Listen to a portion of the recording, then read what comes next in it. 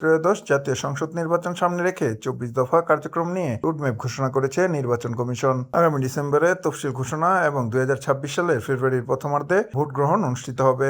রাঙ্গামাটি, বান্দরবন ও খাগড়াছড়িতে helicopter সহায়তায় vote কেন্দ্র ব্যবস্থাপনার নির্দেশ দিয়েছে ইসি। গুম প্রতিরোধ, প্রতিকার ও সুরক্ষা অধ্যাদেশ 2025-এর খসড়া নীতিগত অনুমোদন দিয়েছে সরকার। প্রধান উপদেষ্টার প্রেস সচিব জানিয়েছেন, আর কোনো দিন যেন বাংলাদেশে গুম না হয় সেজন্য আইন প্রণয়ন করা হচ্ছে। একই বৈঠকে 3 স্থলবন্দর ও লালন শাহের তিরোধান দিবসকে ক শ্রেণীর দিবস হিসেবে অনুমোদন দেওয়া হয়। চলতি বছরের প্রথম 6 মাসে বাংলাদেশে এসেছে $1.25 বিলিয়ন বিনিয়োগ প্রস্তাব। এর মধ্যে বিদেশি বিনিয়োগ প্রায় $465 মিলিয়ন। সবচেয়ে বেশি প্রস্তাব এসেছে চীন থেকে। বিরা জানিয়েছে, প্রাথমিক প্রস্তাবের 18% ইতিমধ্যেই চূড়ান্ত পর্যায়ে গেছে।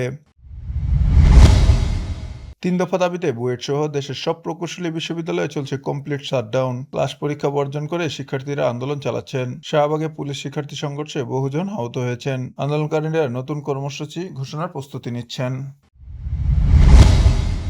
বিজিবি বিএসএফ মহাপরিচালক পর্যায়ের সম্মেলনে বিএসএফ প্রধান দাবি করেছেন, কাউকে জোর করে বাংলাদেশে ঢোকানো হচ্ছে না, তবে সীমান্ত হত্যায় উদ্বেগ প্রকাশ করেছে বিজিবি। উভয় পক্ষ চোরাচালান ও হত্যাকাণ্ড রোধে যৌথ পদক্ষেপে একমত হয়েছেন। বিশ্ববিদ্যালয়গুলোর ছাত্র সংসদ নির্বাচনে সেনাবাহিনী মোতায়েনের কোনো সিদ্ধান্ত হয়নি বলে জানিয়েছে আইএসপিআর।